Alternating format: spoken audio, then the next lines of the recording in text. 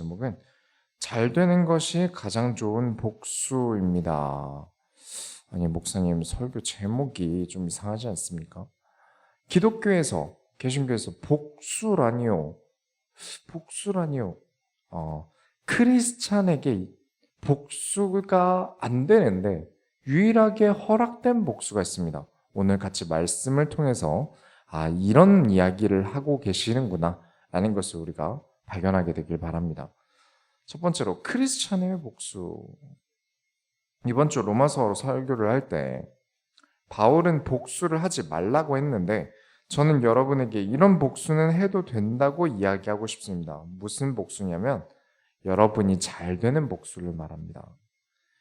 1절을 보시면 주 여호와의 영이 내게 내리셨으니 이는 여호와께서 내게 기름 부으사 가난한 자에게 아름다운 소식을 전하게 하려 하심이라. 나를 보내사 마음이 상한 자를 고치며 포로된 자에게 자유를, 갇힌 자에게 노임을 선포하며. 이 구절이 이사야를 말하는 구절처럼 보일 수 있는데 우리가 이번 주에 누가복음을 마무리하지 않았습니까? 누가복음은 예수님의 부활에 대해 길게 쓰지 않고 디테일하게 쓰지도 않았습니다. 무엇을 쓰느냐? 예수님께서 부활하신 다음에도 계속해서 사람들을 가르치신 내용이 주된 내용이에요. 그리고 놀랍게도 이 이사야서 61장의 내용을 가지고 예수님께서 자기 자신이라고 이야기하신 게 누가복음 4장에 있습니다. 그래서 이 이야기는 예수님의 이야기다. 예수님이 누구신가? 예수님은 우리에게 무슨 사역을 하셨는가? 예수님은 우리를 위해 무엇을 하셨고 무엇을 위해 우리에게 오셨는가? 지금도 저와 여러분이 교회에서 다뤄야 하는 이야기입니다. 모든 교회는 이 이야기를 하기 위해 있어요.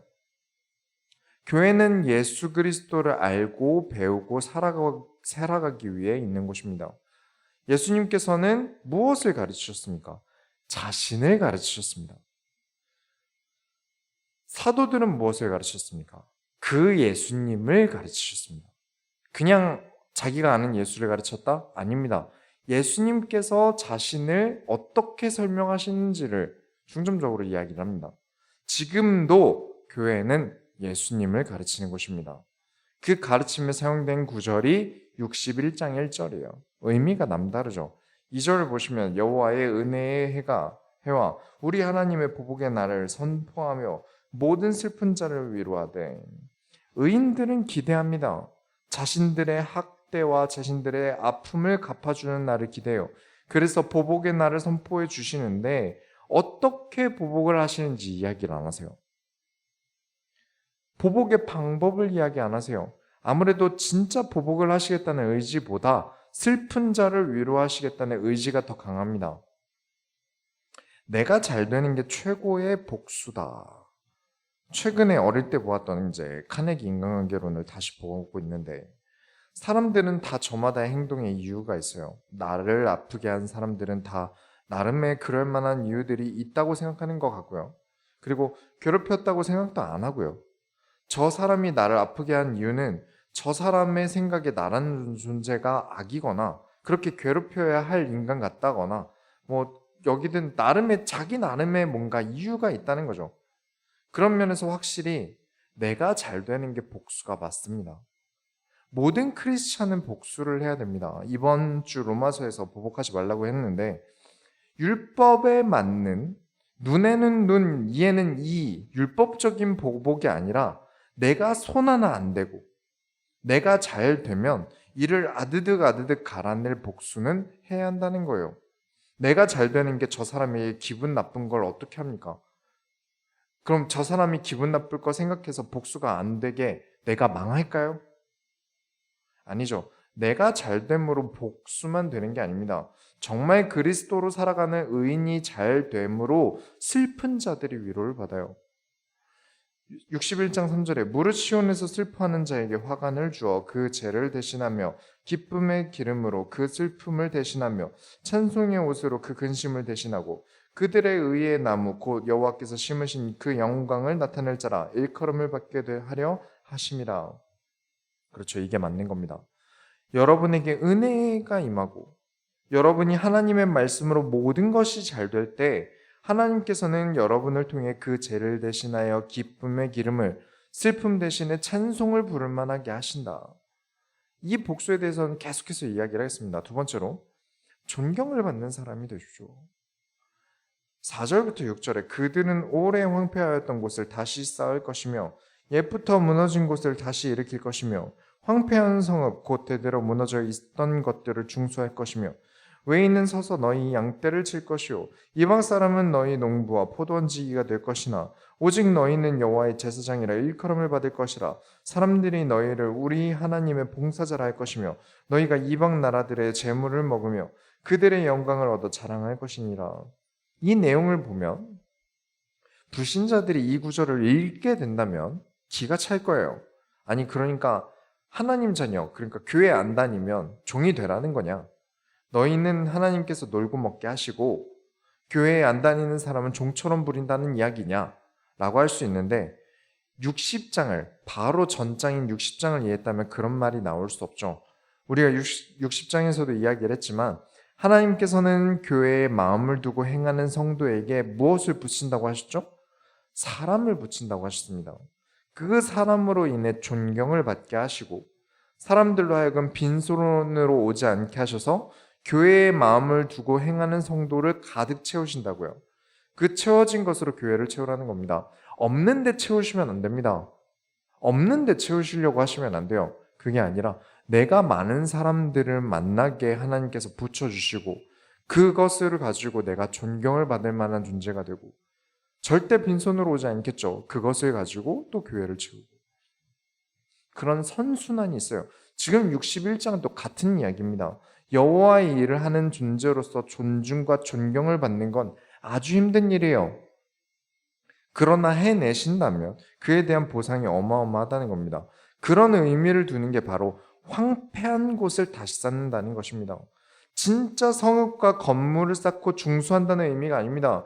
예수님께서 성전이 허물어질 것을 이야기하시고 사흘 만에 쌓으신다고 했는데 진짜 성전을 이야기하셨습니까? 아니었습니다. 지금 이 61장도 예수님 이야기고요. 무너지는 사람들을 그리스도로 살리고 그 마음이 황폐해진 사람들을 일으키는 일이 성도들이 세상에서 그리스도인으로서 해야 할 일입니다. 언약 없이 방황하는 영혼들을 다시 일으키고 그리스도 앞에 세우는 일이 성도가 세상에서 해야 될 일이에요.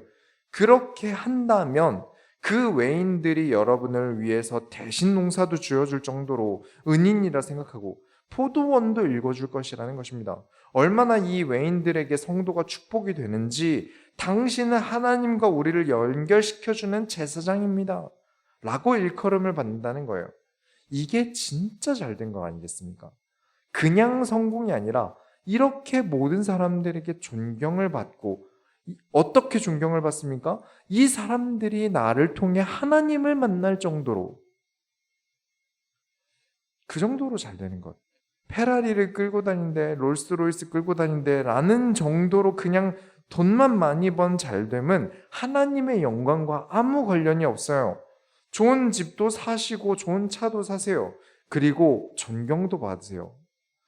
세상 모든 이들의 존경까지 받는 잘됨을 가지셔야 합니다. 그리스도를 선포할 만큼 잘됨을 가지셔야 합니다. 그렇죠? 거짓으로, 사기로 돈을 많이 벌었다. 그리스도 말하면 어떻게 되겠습니까? 더 욕을 먹겠죠. 어떻게 존경을 받겠습니까? 그만큼 내가 그리스도로 살아가며 떳떳한 존경과 성공을 이루시기 바랍니다. 어떻게 사람들이 잘 되었냐고 나에게 물을 때 내가 능력이 좋아서, 내가 머리가 좋아서, 내가 타이밍이 절묘해서 같은 내가 성실해서 같은 대답이 아니라 내가 그리스도를 만나서 내가 하나님을 말씀으로 만나서 라고 대답함이 진짜 멋진 이 성경에서 말하는 진짜 성공 아니겠습니까? 그리고 이것이 진짜 복수죠. 하나님을 믿지 않고 자기 자신만 믿고 행동하는 자들에게 하나님이 살아계신다는 증명의 복수를 하시기 바랍니다. 하나님을 믿는다고는 하지만 전혀 그리스도의 영광을 위해 살지 않는 자들에게는 다시금 하나님을 생각해보게 만드는 복수를 하셔야 합니다. 정말 선한 복수죠. 하나님도 기쁘고 성도도 기쁘고 악한 자들도 결국은 기쁨에 참여하게 만들 복수예요. 그래서 여러분은 어떤 존재가 되셔야 되냐? 여러분은 하나님께서 여러분을 증명상품으로 만드세요. 7절에 너희가 수치 대신에 보상을 배나 얻으며 능욕 대신에 몫으로 말미암아 즐거워할 것이라. 그리하여 그들의 땅에서 갑절이나 얻고 영원한 기쁨이 있으리라. 수치를 주는 사람이 있었다는 말이겠죠. 복수를 하고 싶어 할 만큼, 그렇게 복수하고 싶어질 만큼 능욕하는 사람이 있었다는 거예요. 그래서 보상을 주시고 목을 주심으로 즐거워한다, 영원한 기쁨을 준다고 하시는데 그 방법 역시 내가 잘 되는 거예요. 가서 죽이고 끌어내려오고 학대하러 복수하는 게 아니라 내가 잘됨으로 세상에게 보이는 복수를 보여주는 거예요. 8절부터 9절에 물은 나 여호와는 정의를 사랑하며 불의의 강탈을 미워하여 성실히 그들에게 갚아주고 그들과 영원한 언약을 맺을 것이라. 그들의 자손을 문나라 가운데 그들의 후손을 만민 가운데 알리리니 무릇 이를 보는 자가 그들은 여호와께 복받은 자손이라 인정하리라. 아무것도 아니고 아무 힘도 없지만 하나님께서는 의인에게 오셔서 계약하자고 하십니다. 언약을 맺자고 하세요.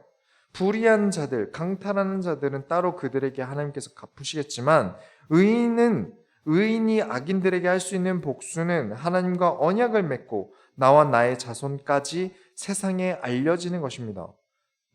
내가 세상에 알려지는 거예요. 나와 나의 자손까지 세상에 알려지는 것, 만민 가운데 알려지는 것입니다. 세상에 널리 알려지는 성공과 존경을 받는 삶을 살도록 하나님께서 우리에게 언약을 맺으신다는 거예요. 그래서 언약이 뭡니까? 언제나 구약에서의 언약은 단 한 가지를 말합니다. 너희에게 메시아를 보내겠다.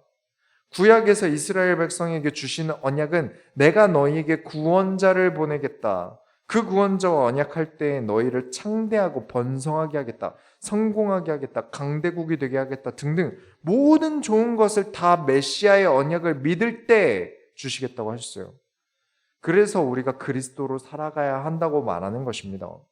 반드시 그리스도로 살아가자. 예수 그리스도와 동행하자는 거예요. 이것을 우리는 뭐라고 하죠? 신앙생활이라고 합니다. 그래서 그리스도와 동행하는 삶을 살면 어떻게 됩니까? 바로 막 아무것도 안 했는데 성공하나요?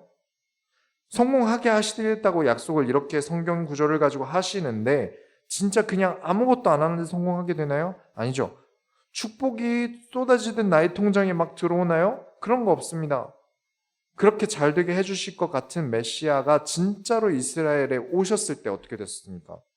모든 유대인들은 진짜 그런 메시아가 올 줄 믿었는데 진짜로 그리스도께서 오셨을 때 이스라엘은 어떻게 됐죠? 분란이 일어나요.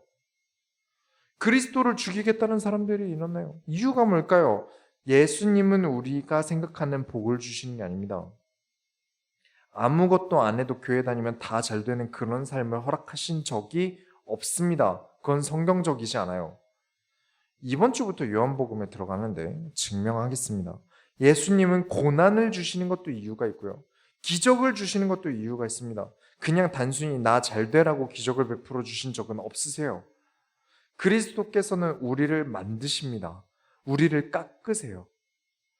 완전 미완성인 나를 씻기고 깎고 다듬고 만드세요. 그리고 세상에 여호와께서 살아계시다는 그리스도가 우리의 구원자 되신다는 증명 상품으로 세상에 우리를 내놓으십니다. 우리가 그리스도로 구원받을 때 이 내용까지가 언약의 계약사항이에요. 부활하시며 우리에게 너희는 세상에 나가서 나를 증명해라. 성경대로 오셨고 성경대로 부활한 것을 너희가 증명해라. 너희는 증명해야 될 존재다라고 모든 하나님 자녀들과 계약하신 거예요. 자, 어떤 분이 이런 이야기를 하세요? 목사는 편지 배달부 아닙니까? 배달부의 모습이, 배달부 생김새가 잘생겼냐 못생겼냐, 뭐 설교를 잘한다 못한다, 그런 게 중요한 게 아니다. 중요한 건 편지 아니냐. 편지에 집중해야지 배달부의 모습에 목을 매면 안 된다. 목사는 부족해도 목사고 뭐 말을 잘 못해도 주의 종이다. 그러니 모습을 보려고 하지 마라 라고 이야기를 하세요. 맞습니다. 맞아요. 성도는 그렇게 알아야 돼요. 목사님이 부족해도 하나님의 말씀을 들으려고 해야 되는 게 성도의 입장이에요. 성도들은 정말로 배달부가 전달해주는 우편 내용이 중요한 것이지 배달부가 내 취향이건 아니건 성별이 여자건 남자건 중요하지 않습니다. 단 목사는 이 말 그대로 안주하면 안 됩니다.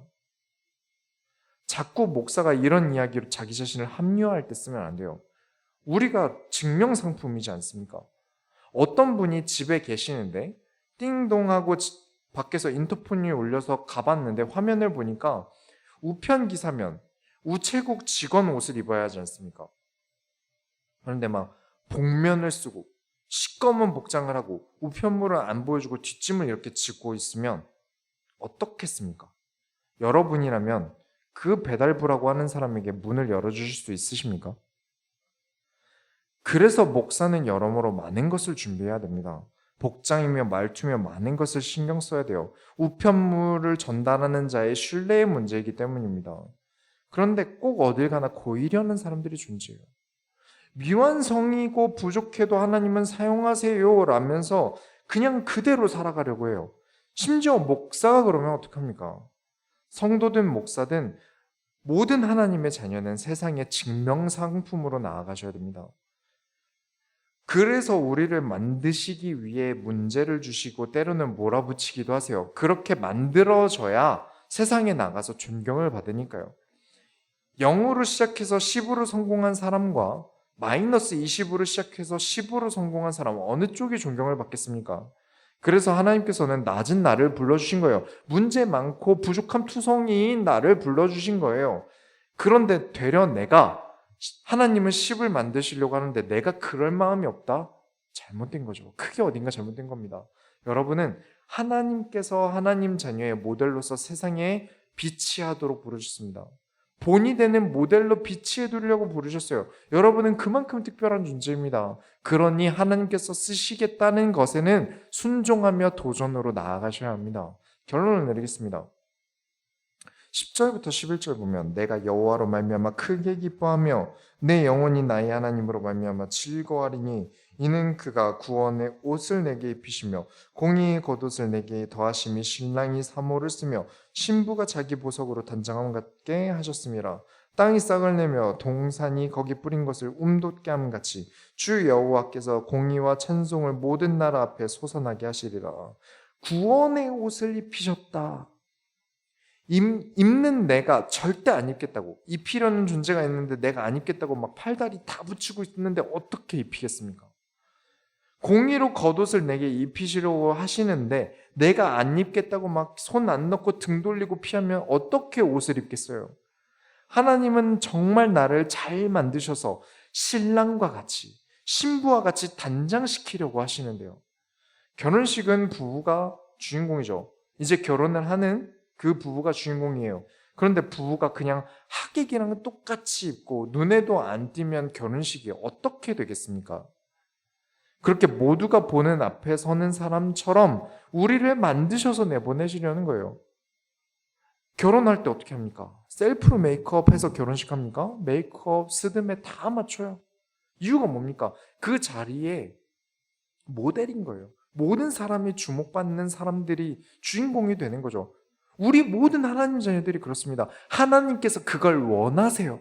입히시고 신부처럼 신랑처럼 내보내세요. 그런데 내가 안 하려고 한다. 완전 잘못된 겁니다.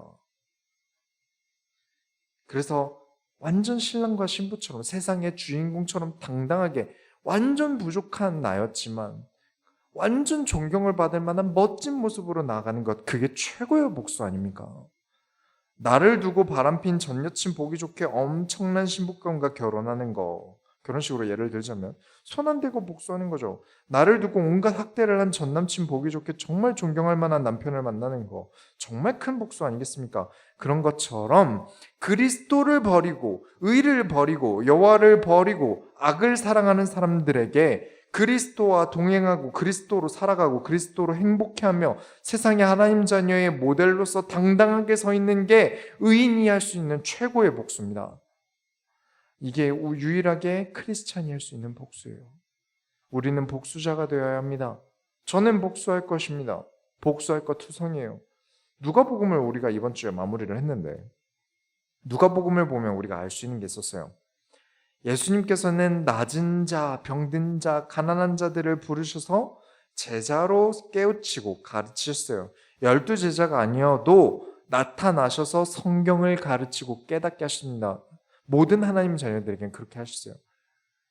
세상에 완전 밑바닥이라는 게 존재합니다. 부족한 자들이 존재해요. 더 없는 아래도 존재합니다. 교회는 그들을 깨우고 가르치는 최고의 교육기관으로서 있어야 합니다. 그 역할까지가 교회의 역할이에요. 교회의 역할이 단지 예배드리는 장소 정도가 아닙니다. 하나님께서 성전 이전에 아예 성막에서도 예배 장소로만 사용하신 게 아니라 성막을 통해 완전 밑바닥인 노예 출신 사람들을 율법으로 가르치셨어요. 그런데 자꾸 넌 너라서 괜찮아. 존귀하니 아무것도 하지 않아도 되고 성장하지 않아도 되고 그 모습 그대로 있으라고 가르친다면 성경을 가르치고 있는 건 절대 아닙니다. 그럼 이들은 누가 깨웁니까?